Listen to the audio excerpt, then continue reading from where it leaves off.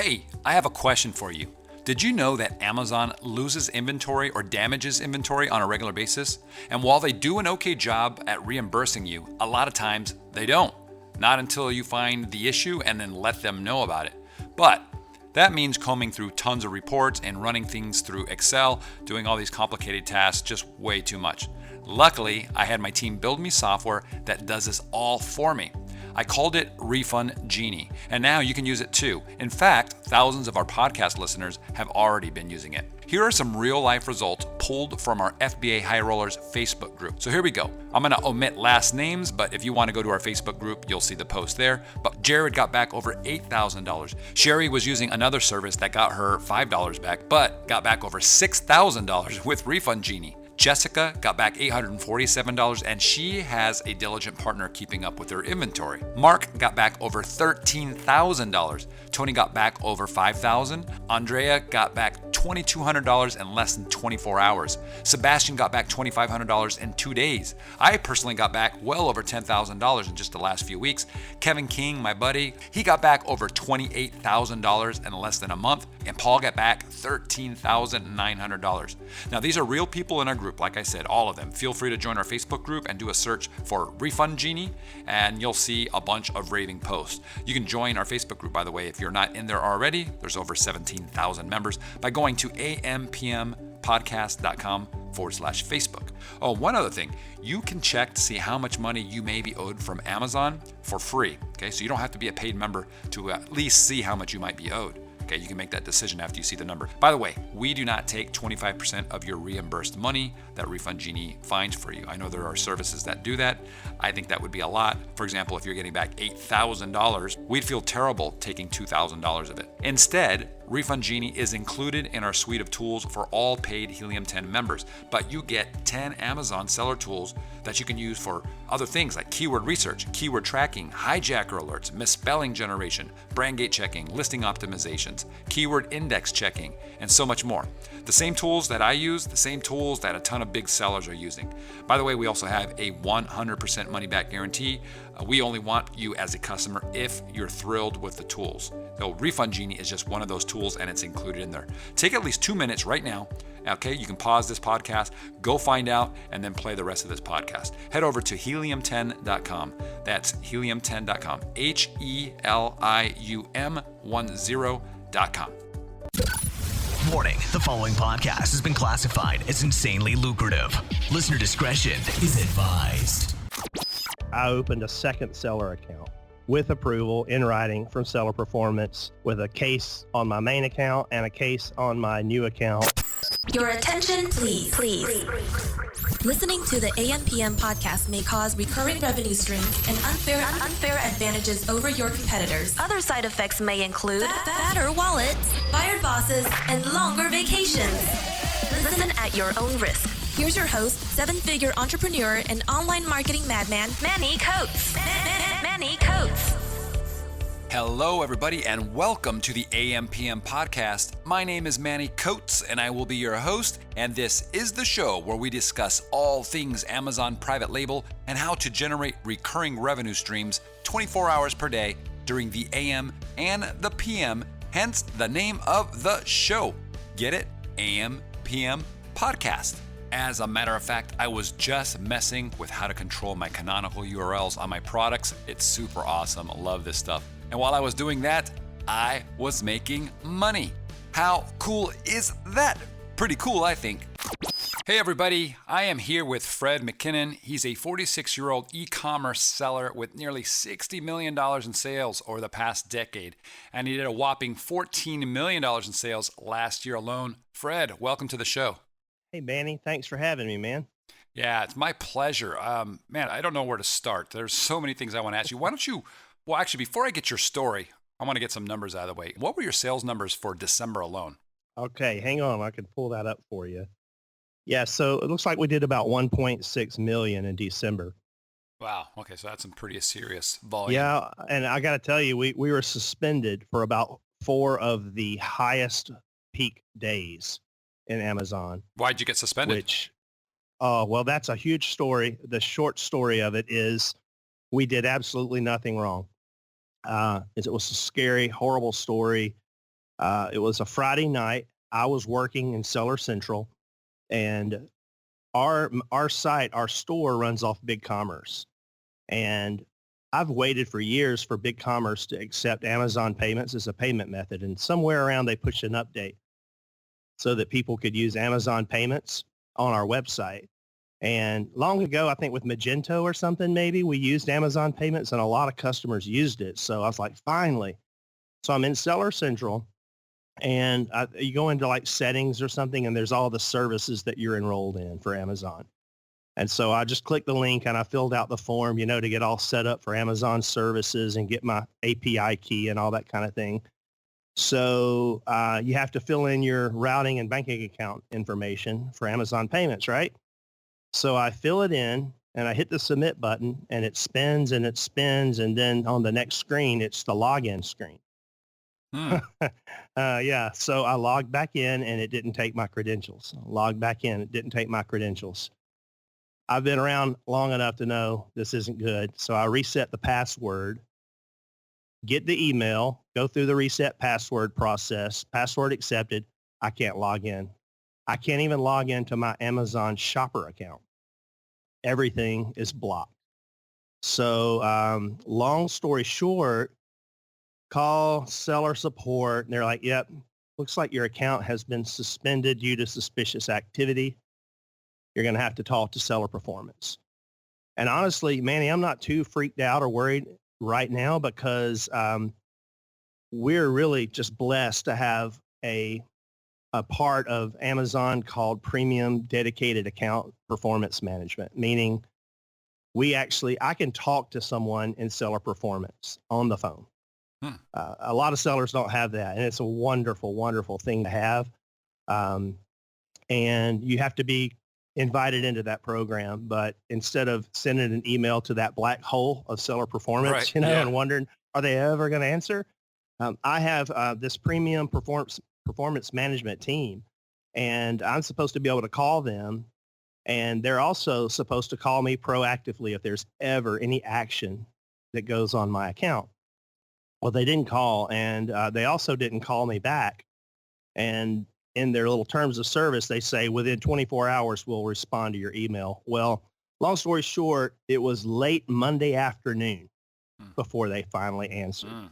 So I lost sales like December 15th, 16th, 17th, 18th, that last weekend before the last week before Christmas, when everybody it's the biggest weekend. The big spikes. Right. Yeah. We had zero revenue on Amazon during that time. And then the worst part is when they called that Monday afternoon, and I've never seen Amazon profusely apologize like they were just, we are so sorry. We're so sorry. Everything's good. Your account's reinstated. We're so sorry. We're so sorry. So I was on my way to our company Christmas party. So I'm like pumping my fist. Yes, man. Finally, we're back on. And I go to the party and I'm having a great time. And on the way home from the party, one of our workers sends me a text and she said, Fred, something's terribly wrong. She said, all of the orders that were pending that hadn't shipped yet, merchant fulfilled orders, they're gone. They're not showing anywhere. And so we had a ton of stuff that was being drop shipped from distributors all over the country. So it comes to find out it was over 200 orders, about $18,000 worth of product that we had already routed to our distributors, purchased, they had shipped that we could not confirm because those orders no longer existed. Oh, man. So we shipped over almost about $18,000 worth of product to customers who got it for free. No way to charge them, no way to put tracking on their order because those orders, they weren't even in Seller Central grayed out, like a canceled order may look like. They were gone. Wow. No history. So apparently they got the email, that said, due to suspicious activity on this seller's account, we have proactively canceled your order. You got to imagine how that made us look. Yeah. Your heart was pounding in your chest at this point. Oh, yeah. So the end of that saga is last week, Amazon made it right and paid us every penny Okay. for every order they canceled. So nice. We came out okay, but we still lost a lot of revenue there in December. Yeah, man, that's terrible. I thought I've had it bad at times, but that's nightmarish when you get your account suspended and then you find out that you just sent out 18 grand worth of product and you're not going to get paid on it. At least that's your thought process. Yeah, and our metrics were, beautiful. We worked so hard with cancels and late shipment. Our metrics were as good as they've ever been in the holidays. So we were devastated, but that's kind of, you take a punch in the head and you keep going. Yeah, for sure. Well, you had mentioned premium performance team at Amazon. Tell me more about that. Yeah, it happened for the first time for us last year. I don't think that it's anything you can go out and ask for. And we were contacted by Amazon. At that time, this lady's name was Emily. And she said, we're doing a pilot program where we're going to give you access to seller performance to help you with any performance-related issues that may happen on your account. And it was fantastic. It was phenomenal, wonderful. And it lasted for about 6 months or so. And then it was like a pilot program, and it came to an end. They actually said we had graduated from it. We no longer had access to it. And I didn't feel like that was a graduation. Yeah. I felt like that was, being sent back down a grade. But I continued to try to email my account manager after that pilot program ended. And I finally got a response back that you can't keep sending these emails because, this team's not with you anymore. So I thought that was too bad. But then I guess somewhere around September or October of 2016, same thing. They reached out and said, we've picked your account to be a part of our premium performance management team. And so, we got it then, and we've had it. It's the same guy I talk to every time. And if it's not him, he has a team of about 3 people who can answer for him.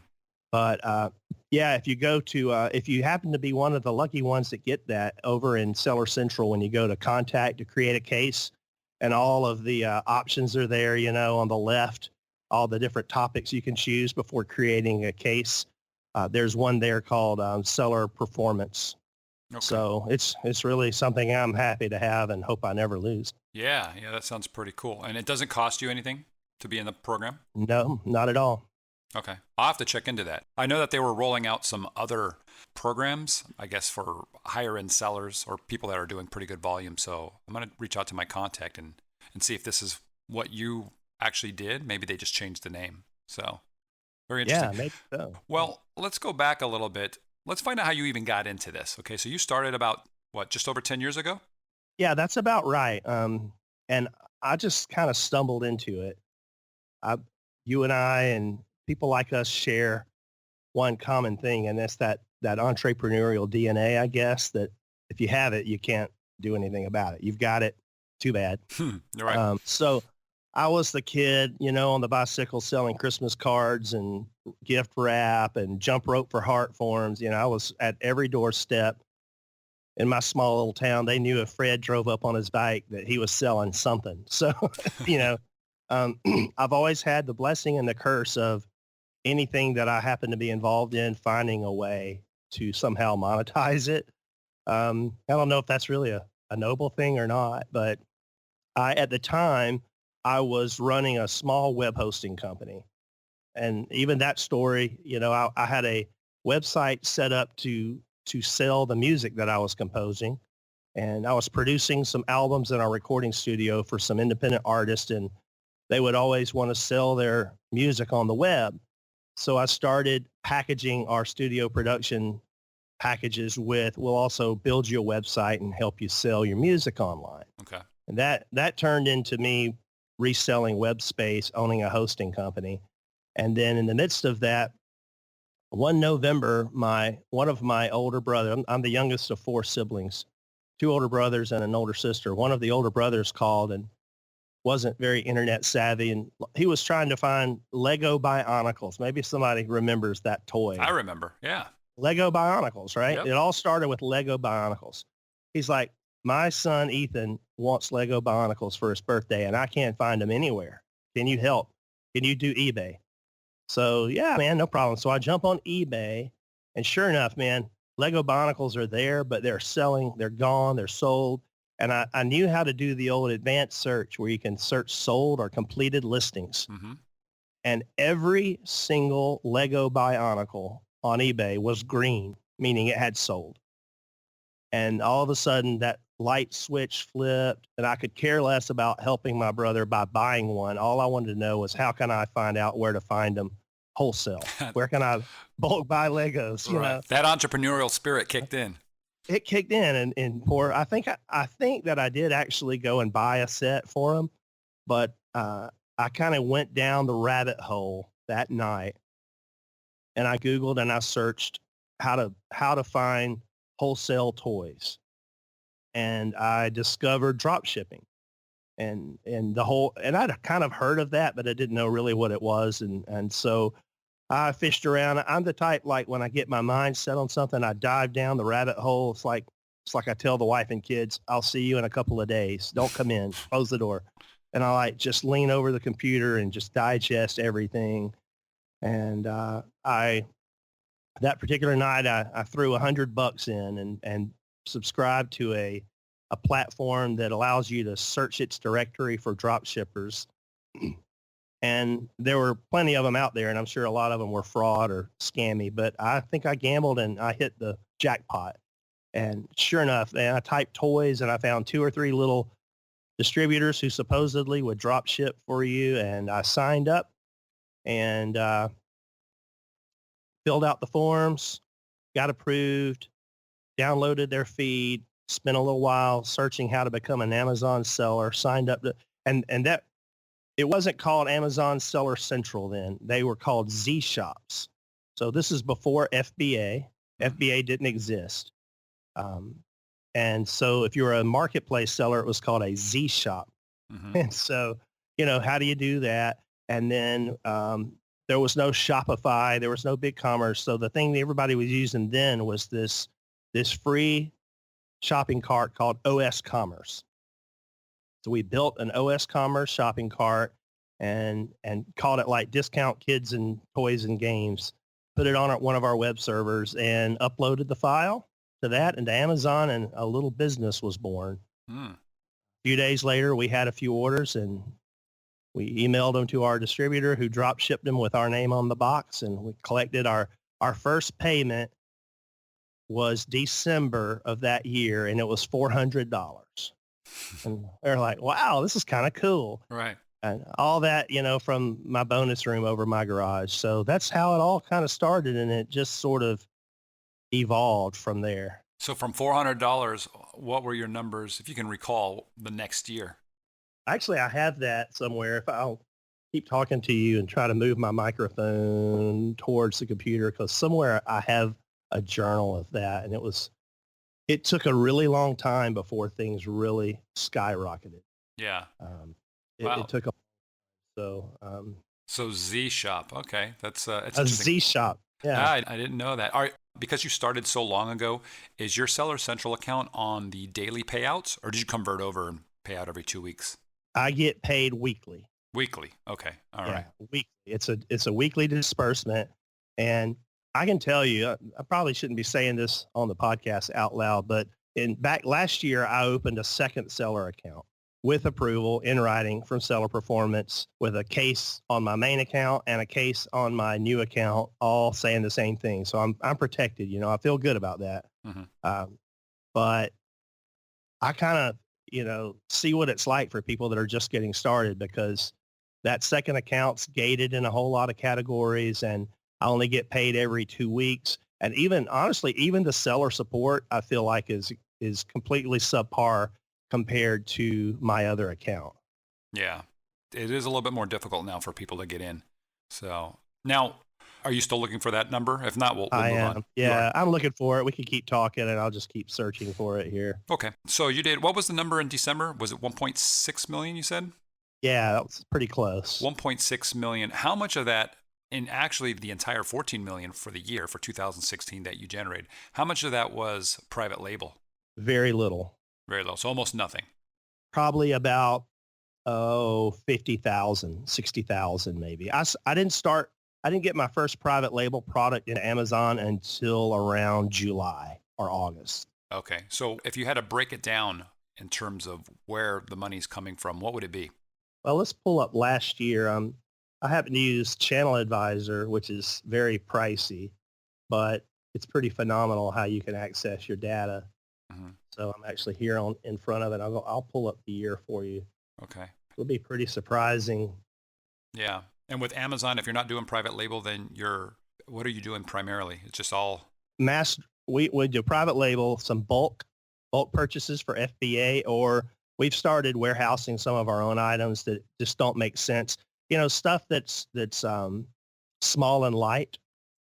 It doesn't make sense to use FBA for especially when they're going to charge you $6 or $7 to do multi-channel fulfillment orders. So a lot of that we have in our own little space at our office, and we fulfill it. But so some bulk to FBA, private label, and then we're moving most of the private label over onto the other account. And then drop ship, a lot of just full-blown mass drop ship. Yeah. I'm curious of the breakdowns. Yeah. Okay. So looking at it right now, it's a big pie chart. And if you look at the pie chart, without question, the biggest slice of the pie is jet.com. Interesting. A lot of people were jumping onto Jet. They got approved, and I've been dying to actually talk to somebody that's done well on Jet. So it sounds like you have, huh? We did. You did. Okay. Tense. All right. Past Okay. tense. Yeah. Uh-huh. Jet was about close to 7 million last year. Wow. And Amazon was about 4.5 million. And then Walmart is, they actually kind of had two different platforms. So it's looking like it was about 3 million on Walmart. And then the rest was spread out over our shopping cart and Newegg and Sears and Rakuten. And I get a little bit on Best Buy. Best Buy was our second largest marketplace. And we were averaging, 70, 80, 90K a week on Best Buy.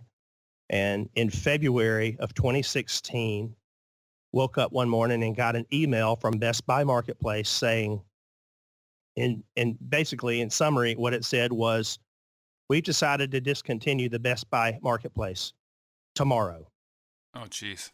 Tomorrow. All of your listings will be removed tomorrow. Not just mine, everyone, everyone on the marketplace. And then to make matters worse, they held the last two disbursements for 6 months. Yeah, I'm a fan, Manny, of not being so leveraged on debt and not having cash reserve, because I'm a Dave Ramsey guy. So I'm all about not having too much debt and trying to have some good cash on hand, retained earnings. And that really is what saved us, because we'd paid for that inventory, or we bought it from suppliers and on a net 30. So we had tens of thousands of dollars of products that we owed to vendors, and Best Buy wasn't going to disperse a couple of $100,000 to us for at least 6 months. So thankfully we had that cash, the retained earnings in the bank, so we could cover it, but we'd have been running to a bank otherwise. Yeah. Since you're in Best Buy, is it safe to say you're mainly in electronics? Yeah, the Best Buy was, we're across every possible category: electronics, do a lot of electronics, sporting goods, IT, computers, tablets, networking, hardware, home and outdoor, home and garden. Just a few of our big distributors are like mini Walmarts. They have 300,000 products across every category. And so, but yeah, Best Buy, we would send everything to Best Buy, but what would really stick would be a lot of the electronic items. Okay. How many SKUs do you guys have total? We have over 1 million SKU in Channel Advisor, and probably maybe about 150,000 of those SKU are active somewhere right now. Wow, 150,000. So yeah, I can see where drop shipping plays a big role. Absolutely. Okay. Wow. Okay. All right. So tell me a little bit more about Jet, because you said it did really well, and I'm assuming it's not anymore. They did something? Well, yeah.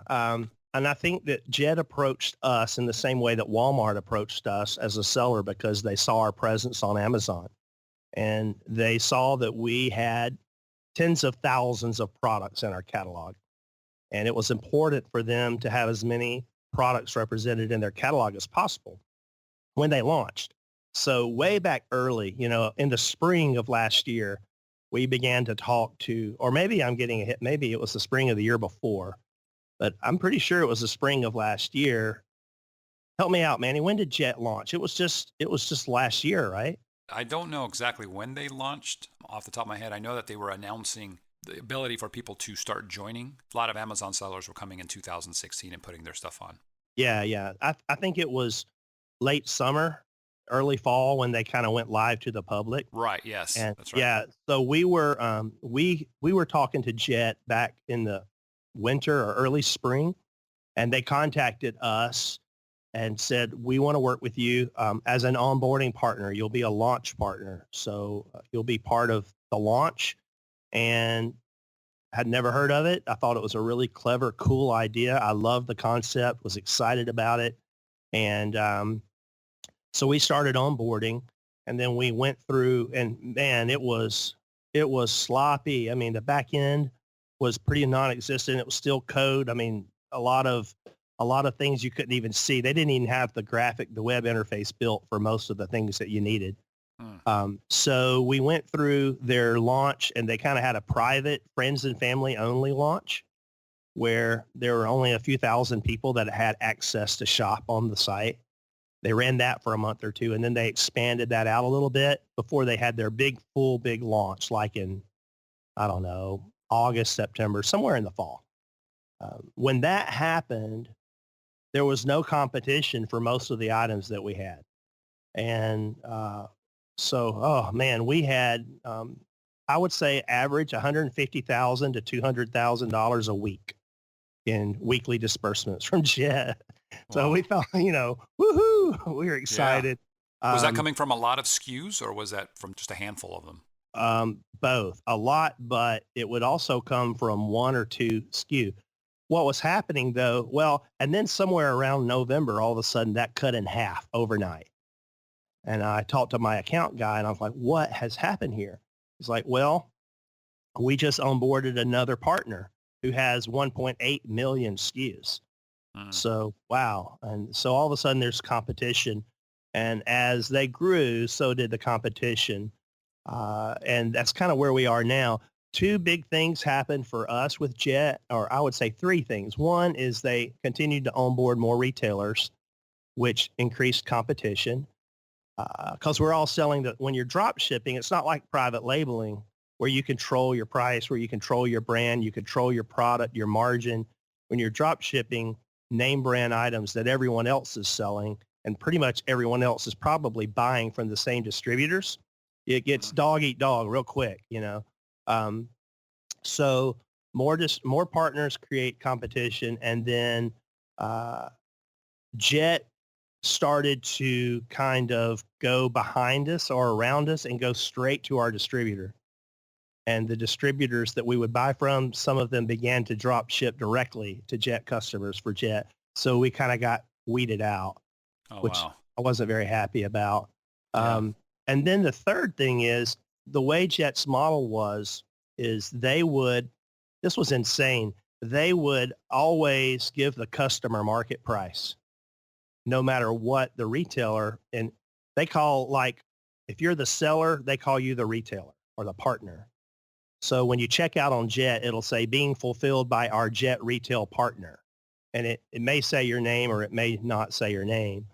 But if you're the shopper on Jet, Jet's going to display a price that is what they call market price, which is comparable to Amazon or Walmart. So if Amazon is in the buy box for Sony headphones for $79.99, and my wholesale cost for those same headphones is $119, and then I put my markup. So let's say that after my markup and my shipping, I'm sending a price to Jet for $140 for those headphones. All right. Well, the shopper sees $79.99 because Jet's never going to compete with Amazon or Walmart if they don't have comparable pricing. So it's subsidizing. So they would honor or they would let the customer buy it for $79.99, and they would pay me the whole $140. So they would have to eat the difference. They would have to subsidize that sale. Really? Yes. So we got pretty rich off Jet subsidies. last year, and initially not understanding how they could do that or why they could do that. Mm-hmm. And it was kind of like marketing for them. And as Jet went through several seasons of raising capital with investors, because they were burning, hundreds of millions of dollars to do that. Mm-hmm. And as they went through a few rounds of capital, their investors began to get a little itchy about all those losses on the books, and so my Jet guy would call and say, look, we can't keep subsidizing this. You've got to give us a better price. And I'm like, well, I'm giving you the best price I can, man. I'm at my cost plus the cost of shipping plus 2% over your commission rate. So I'm making 2%. I can't do any better than that. And, so they had to decide we're going to quit subsidizing this and remove the product from our site, or we're going to subsidize it and lose money. It was really a no-win situation for them. Mm-hmm. So they began to eventually tweak their algorithm. So kind of like Amazon has an algorithm where if your price is higher than a certain price, then they'll just suppress the listing. And so that's what Jet did. They started suppressing listings that they were just bleeding too much money on in the subsidies. And so we dropped from, the 150 to 200K a week to now it's probably more like 30 to 40 a week. 30, 40 grand a week. Well, that's still decent though. I mean, yeah. I guess it's all relative, but yeah, that hurts when you lose that much.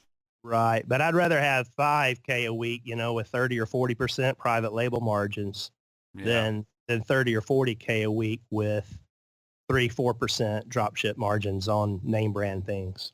So out of the 14 million that you sold last year, then what would be your margins? At the end of the day, brace yourself. This is going to hurt. Our gross margin probably was somewhere around 8 or 9%. And out of that, I pay 7 employees and liability insurance and my own salary and everything else. So we all get taken care of. Out of that, still a nice chunk left, but it's a lot of work and a lot of stress. So really beginning to, honestly, Manny, that's all that I knew. That's how I started. I stumbled into drop shipping. It was cool. We got traction. We got favor. We got national exposure with these huge retailers like Jet and Walmart and Amazon, and got a lot of perks for that. And there's some non-tangible benefits that come with running that much money through your account, that don't show up on the P&L that are really valuable as well. When you start thinking about just intangibles like rewards points on your shipping accounts and your American Express and things like that. Right. Are pretty doggone good perks, Yeah. For that. We're going out to Vegas to prosper on Amex points. We'll see you out there, right? Yeah, I'll be out in Prosper for sure. Yeah, so we're spending the week out there and then coming back and then taking all 6 of us, the family, to Jamaica for a week for spring break, all inclusive. So we get to have a little bit of fun in the midst of all that. Yeah, it's a lot of points when you're putting 8 figures through credit cards or at least 7 figures. So you're at around 8% gross. So that's putting you at just over $1 million based off of last year's number. So it's still solid. But yeah, you've got 7 employees. You said before the show that you actually have a full-time regular job, right? That you love. And this is something that you do. Everything we've just talked about, that's being done part-time? Correct. Wow, that's crazy. Okay, so I want to know. Crazy. Oh, it's crazy. I want to know how you do that, first of all. Can you say what you do? Your regular job? Sure, totally. I'm a musician. I've been a musician since I was, kindergarten, climbed up on a piano bench. So I'm a piano player, keyboard player, but I'm a professional musician, have a couple of degrees in music, and I do lots of things with music, but the main way that's expressed is actually through my church in my town. I work full-time at our church. And so I'm like the minister of music or worship pastor, whatever title you want. I'm not a fan of titles really. But we have a pretty large church despite being on a very small little resort island down here in Georgia. I get to manage 2 or 3 venues on a Sunday morning with live music in all 3. And I manage a roster of about 40 or 50 musicians and singers. and I love every second of it. It's so much fun. I get a lot of fulfillment out of it. And Great. So you love that. You're never going to quit that. That's what you want to do. How many hours do you dedicate on a daily basis to the other business? well, it varies. Honestly, it varies. We get in seasons where it's almost on autopilot with my staff, and I just check in. So I would say there's seasons where it's maybe 6 or 7 hours a week.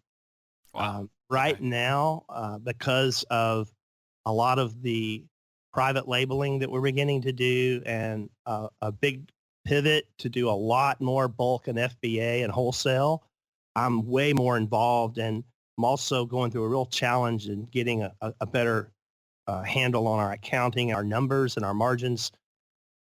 So I would say I'm probably working 30 to 40 to 50 hours a week on the business in addition to the 40 hours a week at the church. Right. And that's mainly because of the pivot, going more to wholesale and private label then. Absolutely. And Okay. we're automating more. It's we're in a process where a lot of that whole stuff in the business on the drop ship side was done manually. And over the last year, we've begun to integrate the majority of our vendors so that it's all handled electronically. And that's really going to be life-changing for us because you place an order on Amazon, Jet, Walmart, Newegg, Sears, BigCommerce, Shopify. It comes into Channel Advisor, which is what we use. There's plenty of services out there like this. Comes into Channel Advisor, and then within about 5 minutes, that order is pulled into a third-party platform that we use separately to manage all of our SKU and our inventory across all warehouses and suppliers. And that order is routed electronically to the distributor.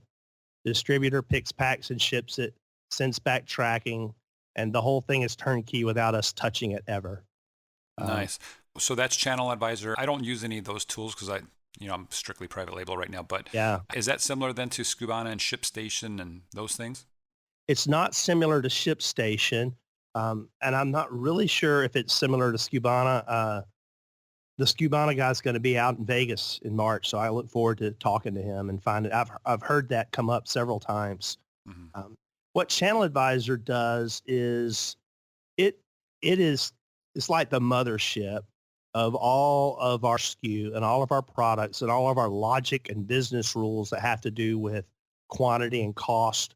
And it is the mothership that sends out the feeds to all the various platforms, the channels where we sell.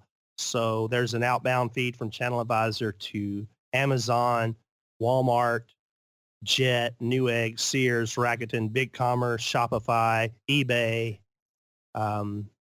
all across the board. But it has nothing to do with actually the fulfillment of an order. So Right. all it does is keep the data and the orders come into there, the sales records come into there. But once the order comes into Channel Advisor, you still have to get that order routed to a warehouse one way or another. So Right. we use the service called HubLogics for that. And they all talk to each other. They're built in to talk. ShipStation also, we do use ShipStation for all the things that we fulfill out of our own office here in Georgia. And all of our seller fulfilled prime. We do all of our seller fulfilled prime through ShipStation. Amazon makes it pretty easy when you're setting things up. You've got a lot of keyword options. You got your front end and you also your back end keywords. From what I understand, I don't remember if it was Jet or Walmart. They don't have back end keywords. Is that correct? I think maybe Jet may be that way. Walmart definitely does have keywords Okay. and bullet points, and those Walmart's almost become a little more picky about the data than Amazon. Really has refined their template so that you could. We've had, even in the private label sense, had more success definitely on Walmart than on Jet with people finding our private label products. I'm not gonna lie, man. I'm 46 years old. I've made tens of millions of dollars in e-commerce. But when I got my first private label product and it sold on Walmart.com, that's like crack open the champagne, man. We were excited. For sure. Yeah, it's really an exciting time when you get those things going like that. Walmart, though, they have the same thing, right? If you prices similar to Jet, if they'll actually delist your product if their spider software ends up finding a cheaper price. Well, yeah, but it's they give you some margin there. I want to say it's 5 or 10% or so they give you. So it doesn't have to be, we'd all be in trouble, if we had to compete against Amazon retail for price on everything. So Yeah. they give you some wiggle room there. I want to say it's maybe 5 to 10%. But Walmart's marketplace is really almost exactly like Amazon's in the sense that when you go to a product page and you're looking at that product page, then it'll say there's 6 sellers selling this, and you can sort all 6 and you can see their reviews and you can see their pricing and you can choose what seller you want to purchase from. But Jet doesn't work that way at all. It's all behind the scenes with Jet. There's no buy box. There's no choose what seller on Jet. Jet's algorithm makes that choice for you based on the price and the distance and everything else that you've sent to them. Okay. What about product discoverability when you're launching a product on something outside of Amazon? Is it a different process? Tough. It's tough. Yeah. There's no sponsored ads. There's no pay-per-click built into that. So yeah, it's really hard. And I know the private label community is all eager about getting their products into Walmart and to Jet. And some have had success and a lot are struggling. I think it's extremely wise to diversify into multiple marketplaces. That way, if Amazon shuts you down for absolutely no reason other than a suspicious activity glitch like they did us, you can still be pulling in money, Yeah, where would you go outside of Amazon? Yeah. What would be the number one place? I'd go to Walmart and then the Jet. But I really would probably, I think we get as many orders on our own BigCommerce site as we do Walmart. So I think if I were going to go to Walmart, I would go to Walmart. I'd go to Jet. It depends on your niche. If you have a product that's more electronic, IT oriented, I'd definitely get on the Newegg marketplace, the Newegg seller portal, newegg.com. Rakuten.com, you got to spend a lot of money to get exposure at Rakuten.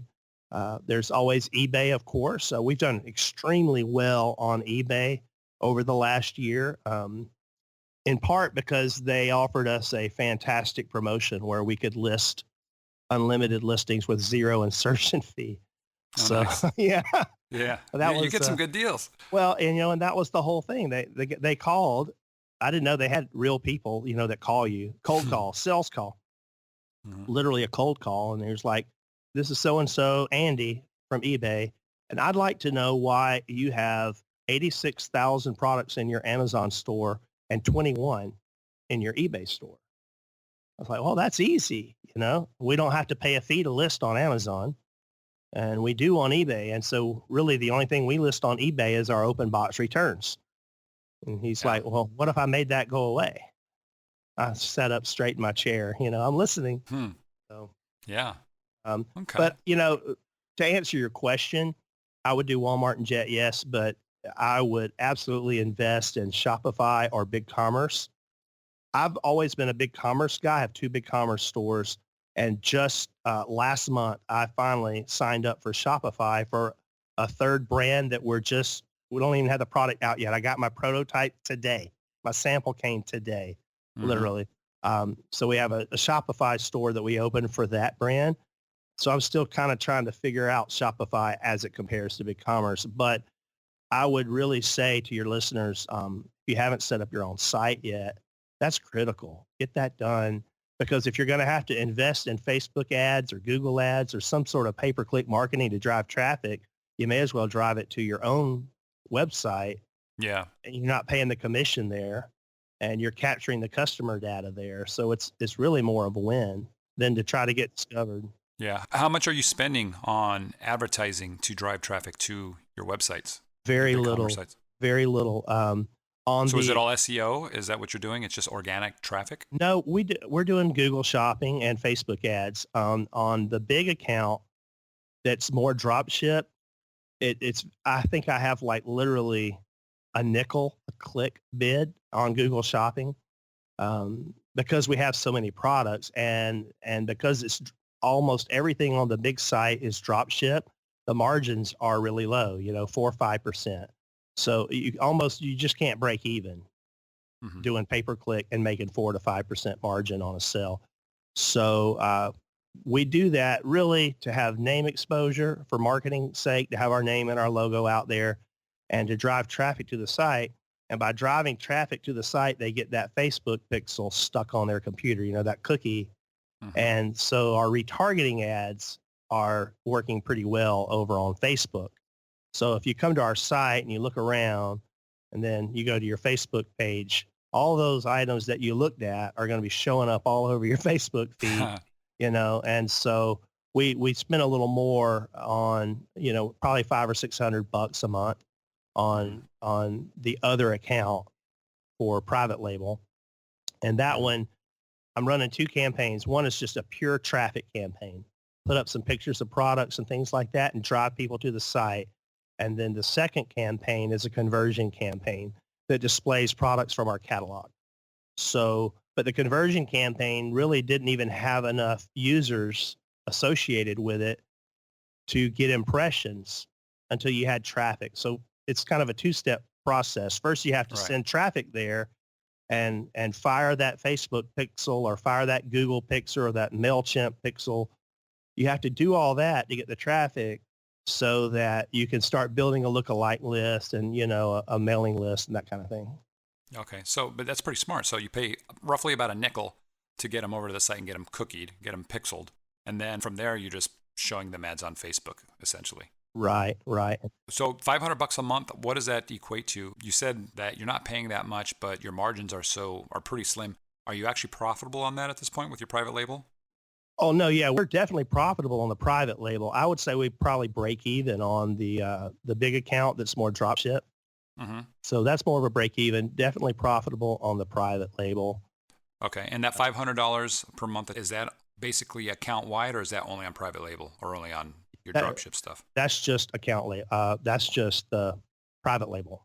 Private label. And so can you say roughly how much in sales you're generating off of that kind of advertising? Let's look. It's hard to say for sure.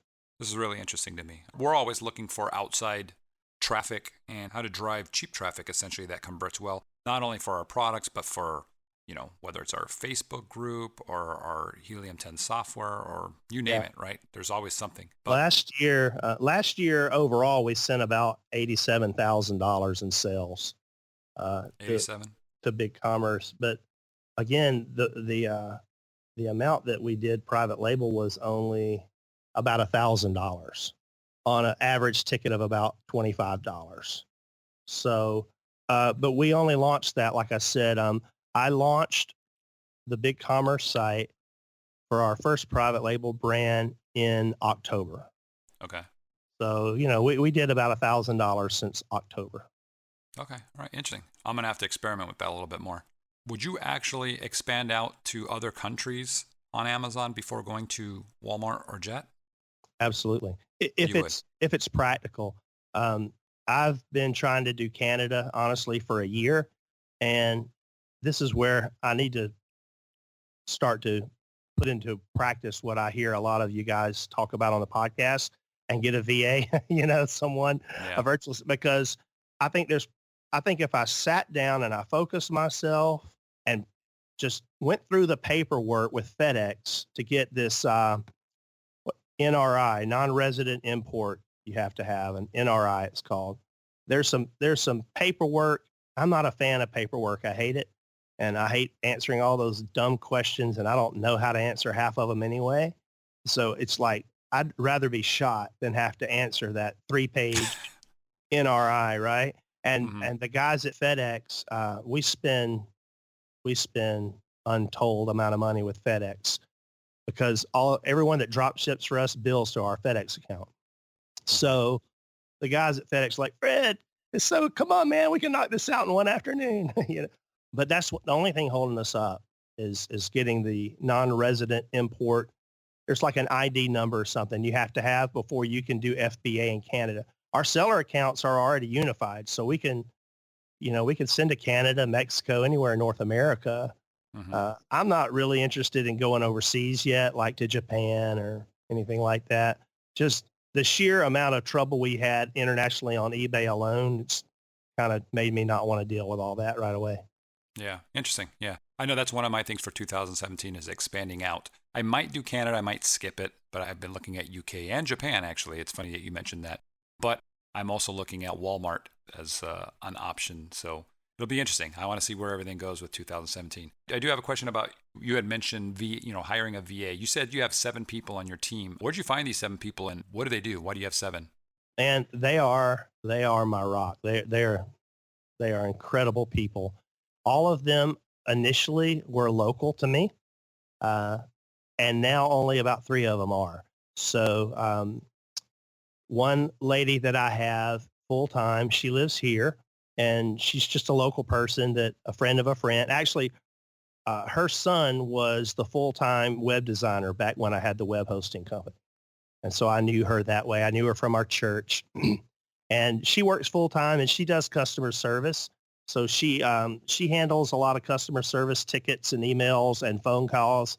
But her main role is handling all the returns. With Jet especially, Jet's return policy, it works in such a way where unlike Amazon or even Walmart, if a Jet customer wants to return something, they never talk to the seller. They only talk to Jet. And Jet immediately sends them a prepaid label to us. We never put our hands on returns before Jet. So as a drop shipper, if you buy from me on Amazon, Manny, and you decide you want to return it and you contact us, we'd say, yeah, sure, give us a day to get an RMA number for you. And so we would go to the shipper, the warehouse that shipped that for us, the distributor, and say, we got a return. We need an RMA from you. They would give us the RMA. We would send you that RMA, and you would actually ship it all the way back to the original drop ship distributor that shipped it for us. And then, a few days later, we'd get a credit memo for that order. That's the way we kind of preferred it, because it was hands off. And with Jet, all of a sudden, we had to double our commercial space to make room for 30 or 40 packages a day of Jet returns.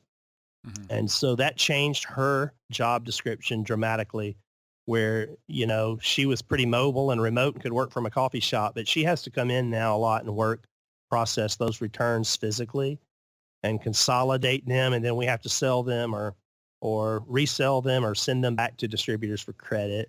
I've got a sales manager who basically he's full-time salaried, and he oversees all the ordering process, is beginning to take more of a role in our FBA shipments. And he does all the outbound shipping from our commercial space here on our island, and just manages kind of the office. He's the sales office manager. So he wears a lot of hats. My primary customer service person, they don't like this title. I call her my number 2 in command. I was like, Dana, you're my number 2. And she goes, I don't want to be your crap. Don't call me your number 2. But yeah, she is outstanding, and she's almost 100% customer service and vendor relations. So she handles all the customer service issues and escalations. She answers the phone and gets cussed out all day, every day. And if there's map issues or trademark issues or copyright infringement issues with some of the products we sell, she's kind of my go-to there. And then, but she lived here. One cool thing about living down where we live is we're on an island, literally, we're like on an island. And over the causeway to the mainland, there's this huge campus called FLETC, FLETC. It stands for Federal Law Enforcement Training Center. If you ever watch like any of the CSI or NCIS type shows, they mention FLETC all the time, because that's where pretty much everyone except maybe the CIA comes to train. Okay. And with that, we have tons of amazing people in the community. The disadvantage to that is they're government employees, so they get moved around a lot. Mm-hmm. And so Dana's husband was a, one of those, I think it's like Homeland Security guys or something. And he was down here as an instructor at FLETC and got transferred out to DC. So she left, but she can work from her basement. So she sits in her basement and answers phone calls and does all of that. I'll start running out of people. Then I've got a couple that are kind of like part-time contractors who do data entry, help keep the accounting going. Some of these manual orders where you literally have to manually get the tracking off a spreadsheet or out of an email and copy and paste it in to close out the order. Mm-hmm. They do that kind of work also. Okay. And then any kind of errors in our routing system, sometimes our routing system will kick out an error and say such and such warehouse isn't responding, or the cost of this item is higher than the amount that you collected. What do you want us to do? So she handles all that error resolution. So they stay pretty busy. Yeah, sounds like it. And it makes your life a lot easier. It allows you to maybe work those 6-7 hour weeks in some cases. So that's right. Cool. Yeah. And I couldn't work full time at the church where I am, and I couldn't be faithful to that job and execute well there if I didn't have this team. Yeah. So do you have a partner, or is this your gig? It's my gig. My wife would be my partner. She's Madam Secretary, and she could care less about all this, really. And I'm grateful for her because I'm the dreamer and the entrepreneur and the risk taker. And she is she pulls back the reins, slow down. And I come home and say, Joy, we made $15 million this year. And, I want her to crack open the wine. And instead she goes, how much did we keep? So right. Yeah. She balances me out pretty good. Okay, great. Yeah, that's actually important. I have the same thing on my side. It's like, I want to spend and expand. She's like, well, hold on. Let's figure things out. So what other questions? I have, man, there's a lot of stuff. I do have one question that I pretty much ask most of the people that I interview. Do you recall when you first started this, how much money you started with, what it took to get going? $100. $100. Okay, tell me about that. How do you turn $100 into 14 million? I want to know. That's going to be the title of my ebook, man. Exactly. All right, summarize, because we've gone about an hour. Summarize it in a minute or two. How do you do that? It all went back to the story of the Lego Bionicles. I rolled the dice. I spent $99 for a lifetime membership in a drop ship directory on the internet that hooked me up to suppliers that allowed me to begin to buy products and list them. And as a drop shipper, I never spend money until I made money. So I didn't have to outlay capital. I didn't buy the product until you bought it from me first. So I literally started it with $100. Okay. Well, that's interesting. We're going to have to talk about this more. You know what I like to do is I've got another buddy that he's gaining quite a bit of traction now in Walmart and Jet. And I'd love to I've never done this, but I'd like to have both you guys on a show because I feel like, I don't know enough about that particular market yet. And I think the two of you, all three, I could be like the moderator. And I think that would be a really good, very interesting podcast. Would you be down for that? I'm totally down for it. Sounds great. Yeah, we could focus because we were all over the place here, trying to cover what you do and everything. And it was fantastic information, giving everybody kind of a broad picture of what can be done. But I know there's a lot of interest in our group and our podcast listeners, specifically on Jet and Walmart. And I think that we could do, probably a 30, 40 minute podcast specifically just on that with all the questions you guys can bounce around. So yeah, let's definitely do that. And yeah, I'm going to hold some of my other questions back for now. I want to bring those into the next episode, but I want to thank you for coming on the show. Man, it's my honor. I really enjoy the podcast. Love listening to it. Love all of them, but I really love the ones that you and your partner do with the questions, the short ones, the little 10, 15 minuters. Yeah. Our FAQ series. Yeah, I'm on the go all the time. And I have my podcast app on my phone. So when I crank my truck, the Bluetooth fires in and it just starts playing. It's so nice to be able to finish one. Yeah, finish it on the way somewhere. Right. Yeah, I love it. Love it. That's why we did it. We were like, you know what? We want people, if they walk their dog or they're going to the gym or they're doing something, they can quickly bang them out and be done. So, well, again, thank you. One final thing. What's the best way for people to reach out to you? Well, I'm on Facebook and I'm actually in your Facebook group as Fred McKinnon, my name, McKinnon. So yes, hit me up on Facebook. It's probably absolutely the best way to reach me. Okay. And we'll give you a little plug. You have a podcast you started? Yeah, I do. Thanks. You find that over, it's called ebusinessonline.com.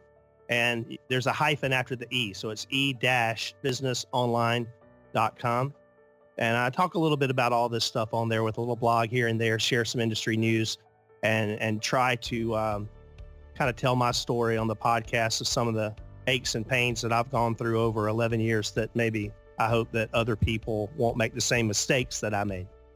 Great, perfect. So guys, Fred McKinnon, $14 million in sales last year. Margins a little bit lower than he wants. He's pivoting over to private label. He's somebody that we're going to keep an eye on and talk to throughout the year because I think there's big numbers ahead of you, buddy. Thanks again, and we'll have you on the next show.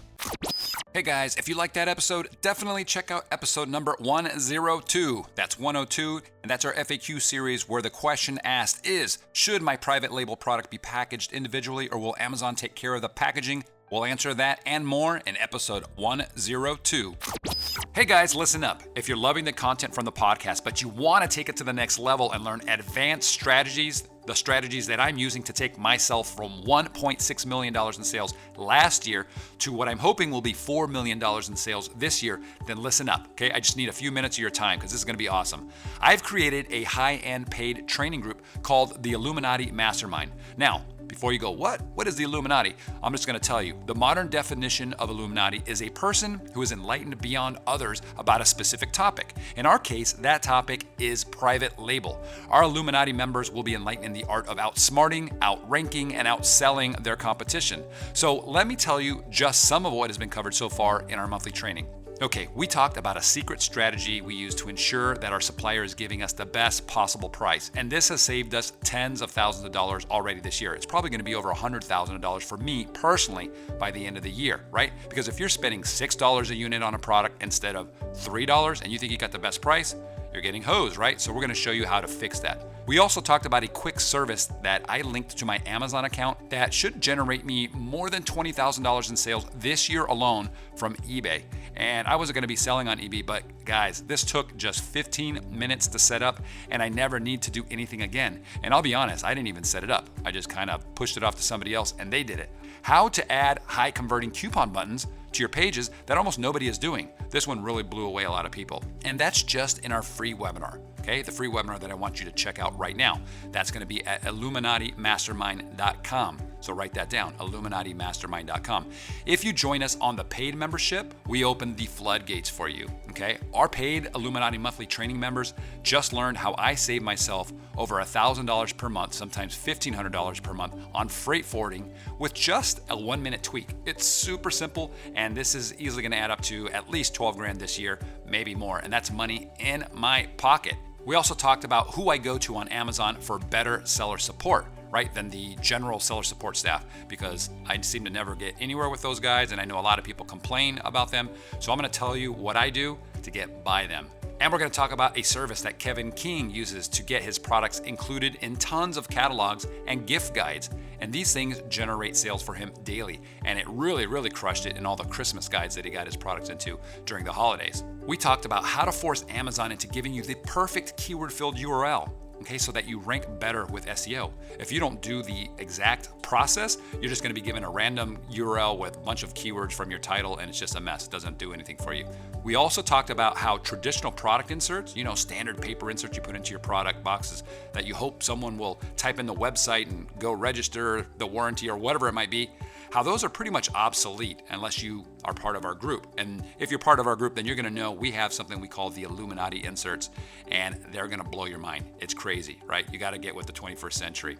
All of this and a ton more. And we do it every single month during our high-end webinar training. And we also do a monthly Q&A session with me, Kevin, and our other super successful mentors just to make sure that you're covered on all the topics that we presented. And if you're ready to take it to the next level beyond the monthly training, and assuming that there are any tickets left, please come and join us at our live Illuminati Mastermind training with 74 other Amazon sellers. That's right, we've got a cap. There's 75 people that are coming out to this event, and it's going to be amazing. It's 3 nights, and I think it's going to be mind-blowing.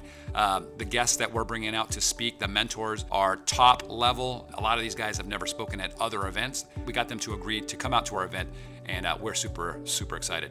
By the way, none of this is cheap, okay? I always say this up front because we don't want tire kickers. We want people that want to take action, right? Would you rather be cheap, or would you rather have the potential to rub elbows with guys that really know what's going on, guys and gals, to potentially 2x, 3x, and even 10x your earnings? So come join us. I'll show you a tool, if you don't already know about it, that's in our free webinar, by the way, that should hopefully pay for your monthly training for some time to come if you actually use it, okay? It'll get you some money back. So head over to illuminatimastermind.com and sign up for the next webinar right now, okay? The first 2 live webinars we did, by the by the way, they maxed out at the 1,000 seat capacity. So get there early, don't miss it, add it to your calendar, set a reminder with Siri or Cortana or whoever it is that you're using for that specific time on that date. And yeah, head over to IlluminatiMastermind.com and I'll see you on the inside.